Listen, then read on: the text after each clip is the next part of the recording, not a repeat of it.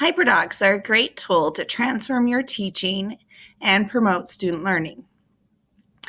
A HyperDoc is an interactive Google tool used to design a digital lesson, curate your content, integrate technology, and personalize and differentiate.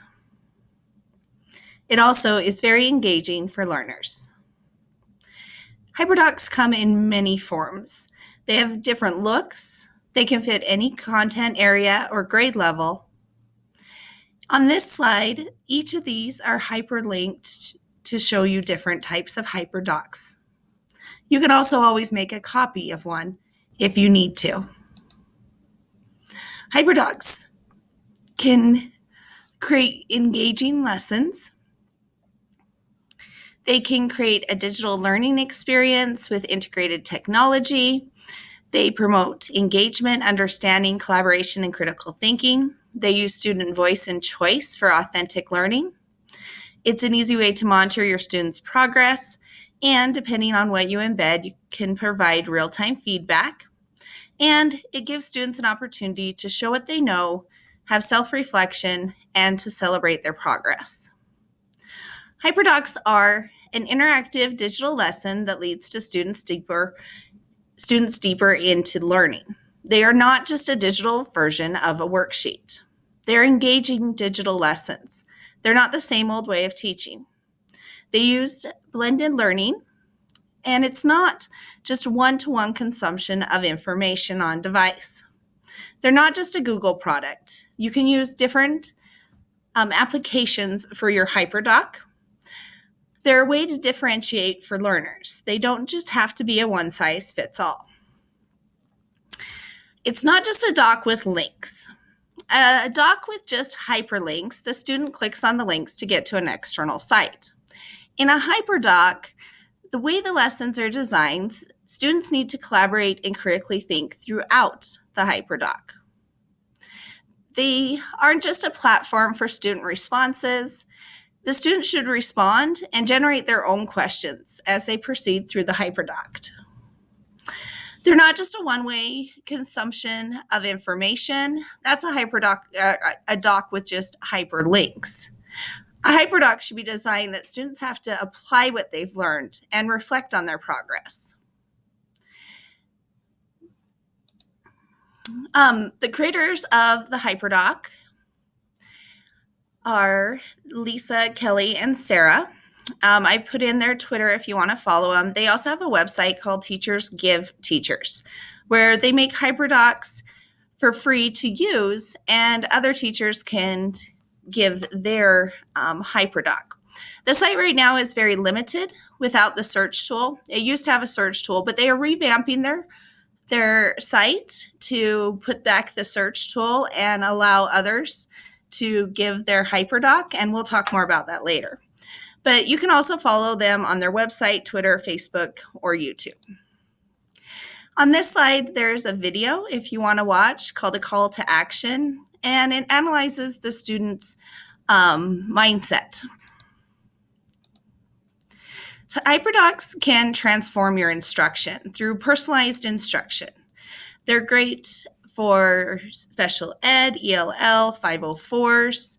You can put in flexible grouping into your HyperDocs. They can learn as a whole group in partnerships or small groups. They can even have global partnerships with outside sources. They promote blended learning because the student can watch or rewatch or go back to the articles as much as they need. And it gives you more time for one-on-one and small group instruction. They promote collaboration. Students can perform for more of the quiet students. The platform is more for quiet students, but can empower your students to help others. They can be project-based and promote inquiry.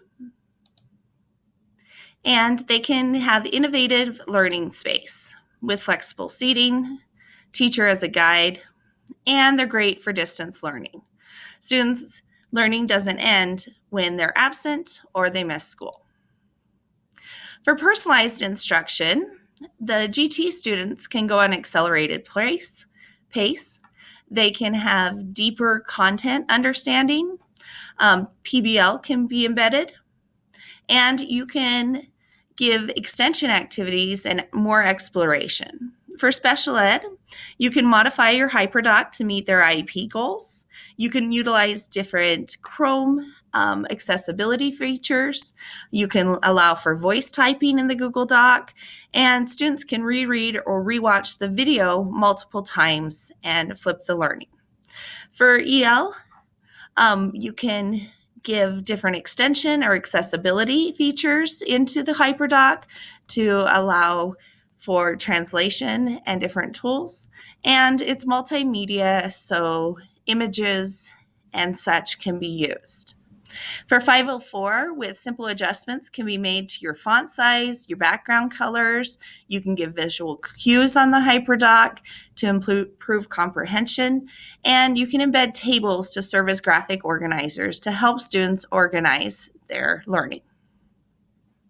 Teachers must be the architects of learning. And that's what a HyperDoc allows you to do. Become the architect. You don't have to use someone else's. There's lots out there, but you can design your HyperDoc what fits you and your students. On this slide, there is a HyperDoc of HyperDocs. If you'd like to learn about HyperDocs by going through a HyperDoc model, this slide is great for you. Check it out. So let's talk about how to design a HyperDoc in 5 steps. The first is to determine your objectives, then to select a learning cycle, to select what type of packaging, then design your HyperDoc, and then build in your workflow. When you determine your objectives, you decide the grade level, the content, how long you want the lesson, which specific objectives you're going to use, and your desired outcomes. Then you'll select a learning cycle. There are several to select from. Some use the 5 E's, some use the HyperDoc model, which is engage, explore, explain, apply, share, reflect, and then extend. But you can tweak this. You don't have to follow any of these models. You can follow only a part of them. I've seen some that just hit 3, and that's fine. You design your HyperDoc to fit you and your students. Then you'll select your packaging. Most people build their HyperDocs in slides or docs. However, there are HyperDocs out there in mind maps, forms, drawings, and sites. The preferred method is slides because it has so many tools and can embed so much into the Google Slides. Docs are also a great tool to use for HyperDocs. They can come in many different forms. You've seen this slide before. These are different HyperDoc links. If you click on one, it will open up and you can view the HyperDoc. If you'd like the HyperDoc, or maybe you just like the template and they're going to switch out all the words, but you want the graphic and the table, all you have to do is click File, make a copy, and it's yours, and you can freely edit it. HyperDocs promote this sharing, and that's why their site's called Teacher Give Teacher. As you can see at the bottom, leave in the credit of who made it, and if you changed it, you can put modified by your name and continue to share on, and that's what HyperDoc girls want.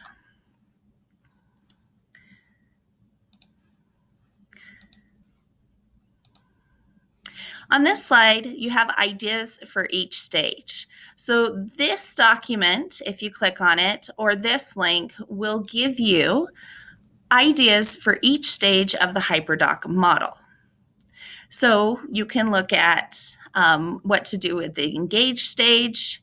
If you do use this digital pirate, when you go there, you need to scroll down just a little bit to get to his tools. They are right here. So here are some different ideas for a hook for the engage stage. There are many ways to do the explore stage. Come up with different ways to have your students explore with a collection of resources, the topic for your HyperDoc. And there's some different ideas of how you can put in You can also give choice.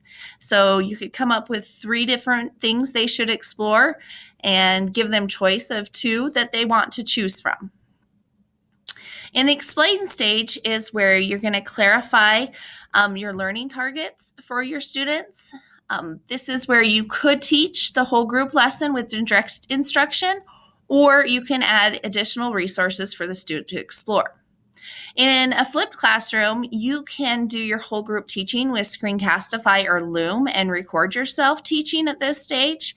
Or you could find a Discovery Ed board, a MyOn project, or there's lots of others. If you click on this link, it's going to give you a lot of other interactive content and multimedia ideas for the students to explain. Students could also explain themselves to promote inquiry in collaborative groups. And there are some different ways students could do the explaining. Then you're going to have your students apply their knowledge. What do you want students to create to demonstrate what they have learned from the explain and the explore stage? There are different tools you can use. You can even give choice again with Show What You Know Bingo, and there are some different templates and examples of that. And we also have the Authentic Assessment Toolbox linked, so you can give students choice in what tool they want to use to show what they know. Another way to have them apply what they know is a 3-2-1 or with formative assessment tools. Depending on how long you want your HyperDoc would determine if you want it to be a big project where they build what they know and create something, or if you just need a formative assessment. Also important in HyperDocs is to have students share, collaborate, and show each other and teach their peers to promote a broader authentic, or even go to a broader authentic audience. And there's a link for tools to do this for digital conversations. Then you want students to reflect on their learning. This would be metacognition.